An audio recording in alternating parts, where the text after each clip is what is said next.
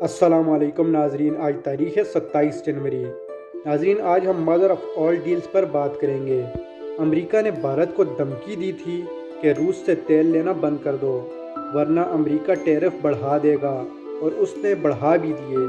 लेकिन भारत ने ना रूस से तेल लेना बंद किया और ना ही अमेरिका की धमकियों का जवाब दिया। ट्रंप ने झुंझलाकर भारत और मोदी का पब्लिक में मजाक उड़ाया, लेकिन भारत ने फिर भी अमेरिका को जवाब नहीं दिया, बल्कि रूस के साथ सियासी और तजारती ताल्लुकात को बेहतर बनाया और लद्दाख पर चीन से 78 साल पुराने इशू पर समझौता करके चीन के साथ ताल्लुकात को बेहतर किया। नाज़रीन, भारत ने इस दौरान सबसे बड़ा शॉट ये खेला है कि यूरोपीय यूनियन से फ्री ट्रेड का मुआहदा मुकम्मल कर लिया है, जो 2 दहाइयों से रुका हुआ था।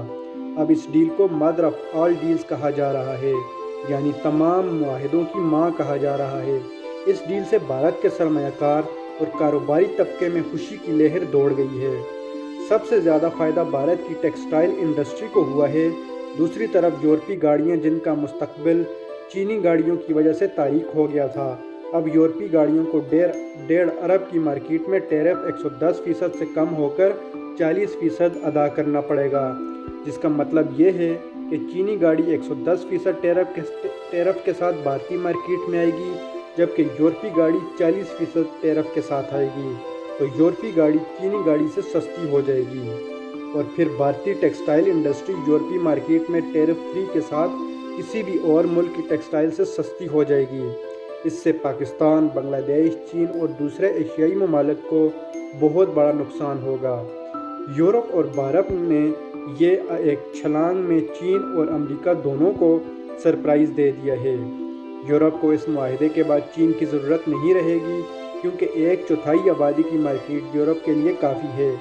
भारत इसी बहाने यूरोपीय टेक्नोलॉजी भी अपने मुल्क में लाएगा और नकल भी करेगा। जो ममालिक अपनी खारजा पॉलिसी को नाज़रीन आज़ाद रखते हैं और अपनी कौमी मफाद को किसी भी बैरूनी एजेंडे से ज़्यादा अहमियत देते हैं, वो ममालिक तरक्की करते हैं और वही आगे निकलते हैं। जिन ममालिक की खारजा पॉलिसी ट्रंप जैसे जहनी मरीज़ के हाथों में होगी, वो टाइटैनिक के साथ डूब जाएंगे।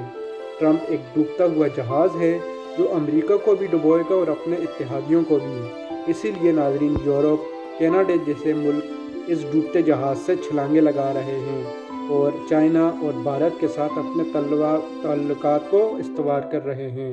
नाज़रीन, आपसे रिक्वेस्ट है, इस चैनल को लाइक और सब्सक्राइब करें।